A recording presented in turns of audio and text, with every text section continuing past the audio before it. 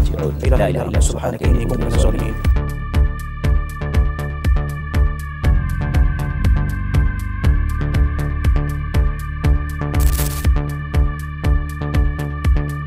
ভূমিকম্প শুরু হলে আমাদের করণীয় কি?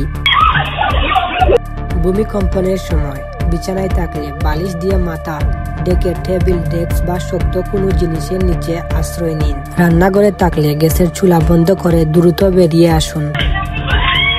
বিম, কলাম ও পিলার গ্যাসে আশ্রয় নিন। এসো সোনামণিরা, আজ আমরা খুব দরকারি একটা জিনিস শিখব। ভূমিকম্পের সময় আমাদের কি করতে হবে চলো দেখি।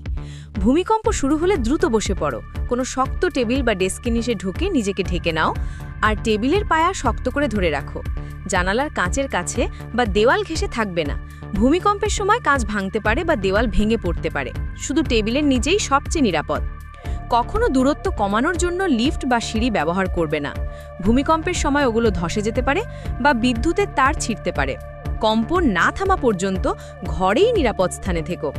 কম্পন পুরোপুরি থেমে গেলে দ্রুত দৌড়ে পালানো নয়, বরং শান্তভাবে বেরিয়ে আসার দরজা বা পথ ঠিক করে নাও।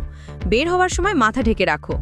অবিলম্বে বাড়ির বাইরে এসে সবচেয়ে বড় ও ফাঁকা মাঠে দাঁড়াও। গাছ, বিদ্যুতের পোল বা পুরনো বিল্ডিংয়ের কাছাকাছিও থাকবে না। যতক্ষণ না বলা হচ্ছে মাঠেই অপেক্ষা করো।